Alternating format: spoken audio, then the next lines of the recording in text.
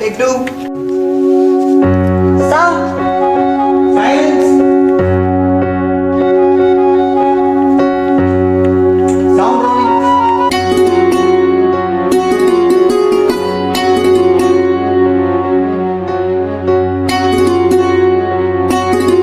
Action.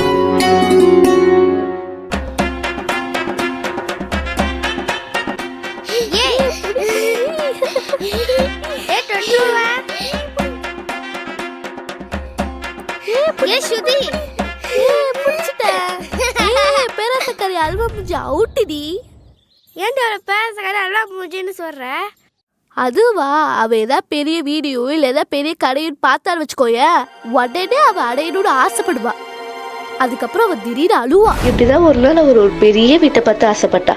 அது கிடைக்கலேன்னு அழுவ ஆரம்பிச்சிட்டா. அதே மாதிரி இன்னொரு பெரிய காம்ப்ளெக்ஸ பார்த்து அதுவும் நம்மளுக்கு கிடைக்கலன்னு அழுவ ஆரம்பிச்சிட்டா. இப்ப புரியுதா அவளுக்கே பேராசக்காரி அல்வா மூஞ்சின்னு பட்ட பேர் வந்தது?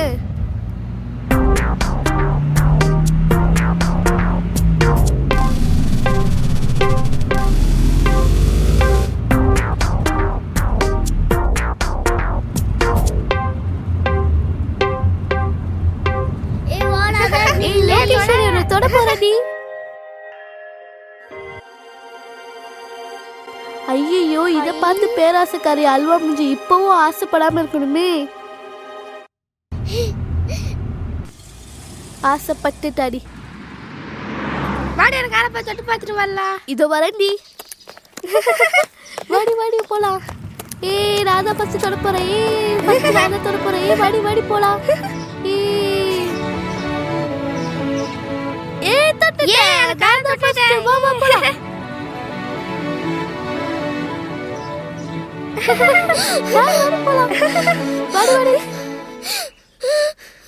பேராசக்காரி அல்வா மூஞ்சி எப்ப பார்த்தாலும் அழுதுட்டே இருப்பியா? வாடி லோகேஸ்வரி, நம்ம சரிடி. உண்மையிலே அல்வா மூஞ்சிடாடி.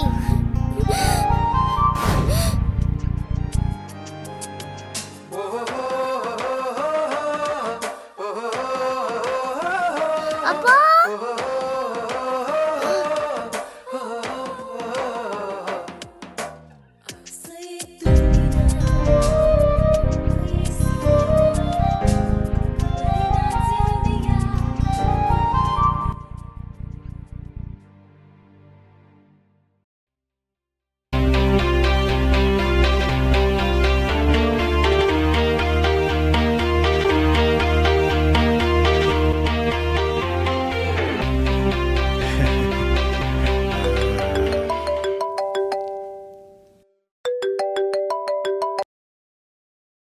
என்ன ராமலிங்கம் சார், ஷூட்லாம் எப்படி போகுது?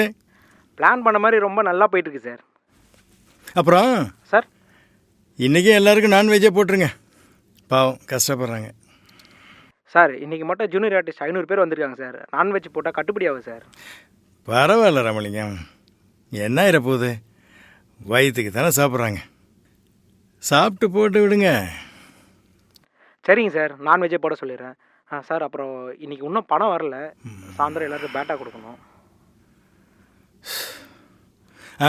ராமலிங்கம், சார் நானே சொல்லணும்னு நினச்சேன், நம்ம போட்ட பட்ஜெட்டை தாண்டி செலவு போயிட்டுருக்கு, அதான் வீட்டை அடமானம் வச்சுட்டேன். நாளைக்கு கைக்கு பணம் வந்துடும். சரிங்க சார், நாளைக்கு எல்லோரும் செட்டில் பண்ணிடலாம்ல? அதெல்லாம் கொடுத்துடலாம் சார். ஷூட்டிங் தொடர்ந்து போயிட்டுருக்கட்டும்.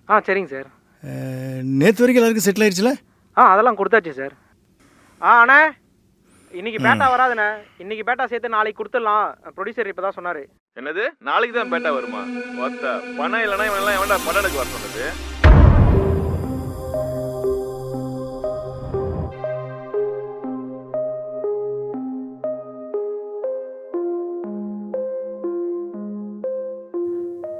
சார், அவர் ஏதோ டென்ஷனில் பேசிட்டாரு, அவர் சார்பாக நான் மன்னிப்பு கேட்டுறேன் சார். ராமலிங்கம், இவன்லாம் எதுக்கு படம் எடுக்க வரான்னு கேட்குறாரு? நாங்களாம் படம் எடுக்க வரேன்னா இவருக்கு யார் வேலை கொடுப்போம், இவன் குடும்பம் எப்படி சாப்பிடும்? சார் அவர்லாம் கஷ்டப்பட மாட்டார் சார். அவருக்கு சொந்தமாக 2 வீடு இருக்குது. அது மூலமாக நல்ல வருமானம் வருது சார். நல்லா இருக்கட்டும் ராமலிங்கம். அவர் என்ன ப்ரொடியூசரா? குடியிருக்கிற வீட்டை வித்துட்டு படம் எடுக்க வர்றதுக்கு? மன்னிச்சிங்க சார். சார் இந்த ஹைதராபாத் ஷூட்டிங் போகிறது சம்பந்தம் இங்கே கொடுங்க.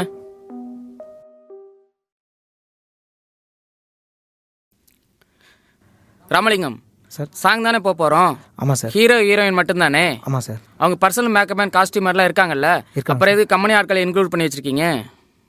சார் அது யூனியன் ரூல் சார். அவங்க இல்லாமல் ஷூட் போக முடியாது சார். சார் அவங்களுக்கு வேணால் 3 நாளைக்கு சம்பளத்தை கொடுத்து விட்ருங்க. இவங்க அங்கே வந்து என்ன வேலை பண்ண போகிறாங்க? இல்லை சார், அப்படிலாம் வாங்க மாட்டாங்க. எல்லா துறையிலையும் முதலாளி தான் தொழிலாளிக்கு ஆர்டர் போடுவாங்க. ஆனால் இந்த துறையில் மட்டும்தான் தொழிலாளிங்க முதலாளிக்கு ஆர்டர் போடுறாங்க. அதெல்லாம் ஒன்றும் பண்ண முடியாது சார். சினிமா எடுக்க வந்தாலே அப்படி தான். என்னமோ பண்ணுங்க சார். நீங்கள் சொன்னதை விட 3 மடங்கு பணம் செலவாயிடுச்சு சார். முதல்ல அவர் குடியிருந்த வீட்டை அடமானம் வச்சார். இப்போது அவர் பொண்ணுக்குன்னு வச்சுருக்க ஒரே ஒரு ப்ராப்பர்ட்டி, அந்த ஷாப்பிங் காம்ப்ளெக்ஸ், இப்போ அதையும் அடமானம் வைக்க போகிறாரு.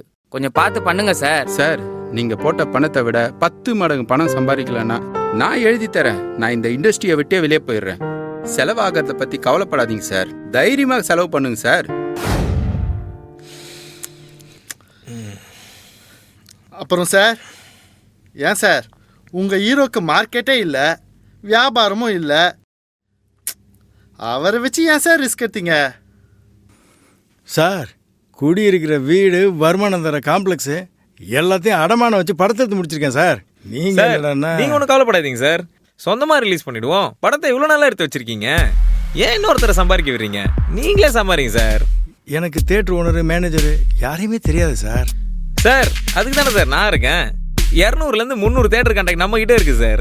எல்லா தேட்டர்லையும் ரிலீஸ் பண்ணுறதுக்கு நான் பொறுப்பு. ஒரு 70 லட்சம் மட்டும் ரெடி பண்ணுங்க. 70 லட்சமா? அவ்வளோ செலவாமா சார்? சார் கண்டிப்பாக செலவாகும் சார். இவ்வளோ கோடி ரூபாய் செலவு பண்ணி படத்தை இவ்வளோ பிரம்மாண்டமாக எடுத்து முடிச்சிருக்கீங்க. நல்லா கொண்டாடி ரிலீஸ் பண்ண வேணாமா சார்? அது மட்டும் இல்லை சார், ப்ரொமோஷன் வைஸ் பார்த்தீங்கன்னா கியூபு கொடுக்கணும், ஃப்ளெக்ஸ் அடிக்கணும், பேனர் அடிக்கணும், போஸ்ட் ஒட்டணும். பத்தாவதுக்கு எல்லா சேனல்லையும் எல்லா லாங்குவேஜ் நியூஸ் பேப்பர்லையும் ஆடு கொடுக்கணும். அது மட்டும் இல்லை sir, Facebook, Instagram, Twitter, YouTube எல்லாத்துலேயும் ஆடு போட்டு படத்தை வேறு லெவலில் ட்ரெண்ட் பண்ணுறோம் சார். உங்களுக்கு என்ன பண்ணணும்? சர்வீஸ் ஃபீயாக ஒரு 25,000 கொடுங்க. ஷேரில் ஒரு 10% கொடுங்க, போதும். சரி சார், அப்போ ரிலீஸ்க்கு ஏற்பாடு பண்ணிடுங்க. ஆனால் இப்போ ஏன்ட்டு அவ்வளோ பணம் இல்லைங்களே சார்? கப்பல் மாதிரி காரை வாசலில் வச்சுட்டு காசு இல்லைன்னு சொன்ன அவனை நம்புவானா?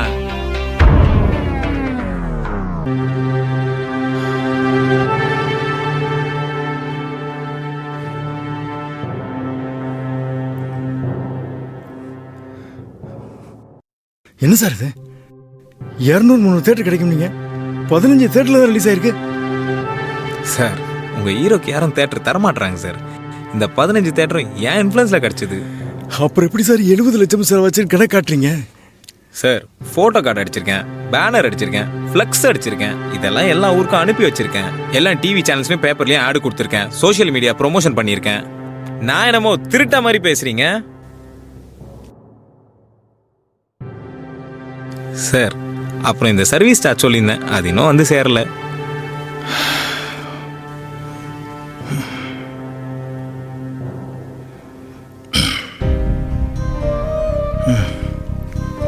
அடுத்து ஒரு நல்ல ஹீரோ வச்சு தரமான படம் ஒன்று எடுங்க சார். என் சப்போர்ட்டு என்னைக்கோ உங்களுக்கு தான். என்கிட்ட வேற பணம் இல்லை சார். இப்போ உன்ட்ட கொடுத்தனே, அதான் சார் என்கிட்ட இருந்த கடைசி பணம். நடு ரோட்டுக்கு வந்துட்டு நீங்க எல்லாம் நல்லா இருங்க சார். போயிட்டு வாங்க.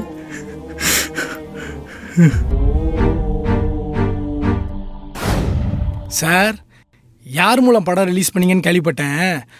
அவன் ஒரு மலைமுழுங்கி மகாதேவன் சார். 10 பைசா கூட வந்திருக்காத. இதெல்லாம் தேட்டரில் ரிலீஸ் ஆகிற படமே கிடையாது சார். தேட்டர் ஆடியன்ஸ் வேற, ஓடிடி ஆடியன்ஸ் வேற. உங்களை யார் சார் தேட்டரில் போய் ரிலீஸ் பண்ண சொன்னது?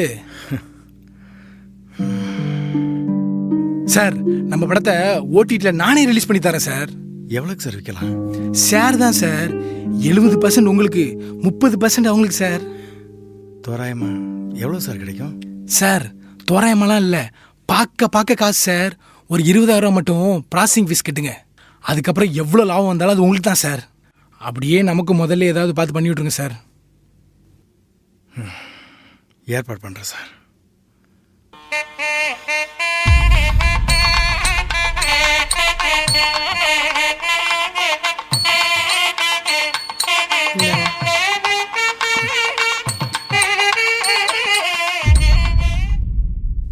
மகிழ்ச்சி சார்.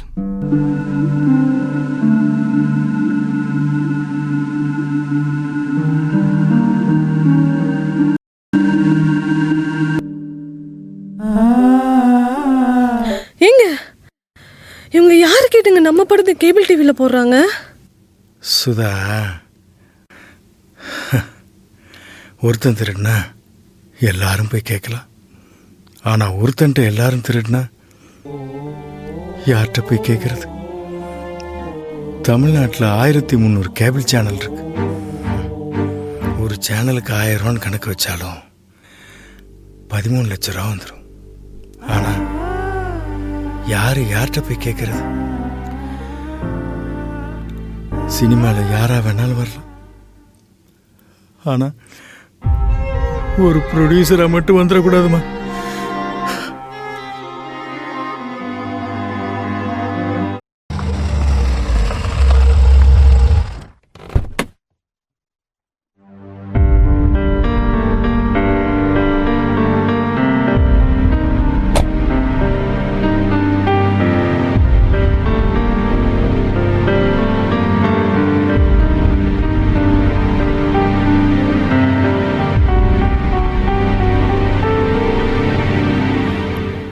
சுதா,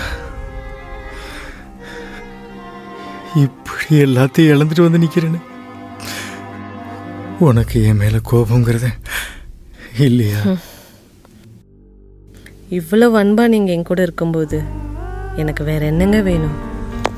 ஆனா ஸ்ருதியை நினைச்சதான் ரொம்ப கவலையா இருக்கு. நம்ம பழைய வீட்டையும் ஆஃபீஸ் காம்ப்ளெக்ஸையும் பார்த்தப்ப அப்செட் ஆகி அழுதுருக்கான். அதனால அவள் ஃப்ரெண்ட்ஸ் எல்லாம் அவளை பேராசக்கறி அழுவா மூஞ்சின்னு பட்ட பேரை வச்சு கூப்பிட்டுருக்காங்க. மனசுக்கு ரொம்ப கஷ்டமா இருக்குங்க. ஒரு ப்ரொடியூசரா நான் பெரிய துரதிர்ஷ்டசாலியா இருக்கலாம். ஆனா உன்னைய மனைவியை அடைஞ்சதுல நான் பெரிய அதிர்ஷ்டசாலி. நீ மட்டும் இல்லைன்னா நான் உயிரோடய இருக்க மாட்டேன். சொல்லாதீங்க. எங்க அந்த சப்சிடி மேட்டர் என்னங்க ஆச்சு? கொடுக்குறேன்னு சொல்லியிருக்காங்கம்மா.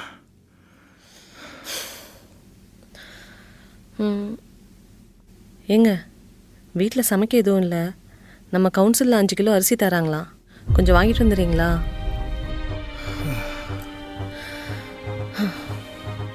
ஏங்க இது இல்லைன்னா கொடுக்க மாட்டாங்களாம். இதை மறக்காமல் எடுத்துகிட்டு போங்க.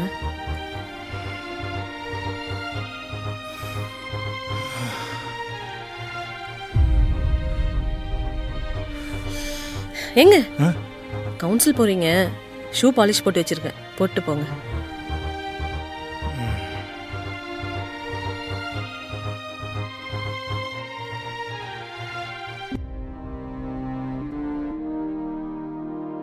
இன்னைக்கே எல்லாருக்கும் நான்வெஜ்ஜே போட்டுருங்க. பாவம் கஷ்டப்படுறாங்க. சார் இன்னைக்கு மட்டும் ஜூனியர் ஆர்டிஸ்ட் 500 பேர் வந்திருக்காங்க சார். நான்வெஜ் போட்டால் கட்டுப்படி ஆகும் சார். வரவேல ரமலிங்கம், என்ன ஆயிரப்போகுது? வயிற்றுக்கு தானே சாப்பிட்றாங்க, சாப்பிட்டு போட்டு விடுங்க. இல்லையே என்ற ஏக்கத்தை விட இருந்ததே என்ற வழி கொடியது. வாழ்ந்து வீழ்ந்த வள்ளல்களுக்கு சமர்ப்பணம்.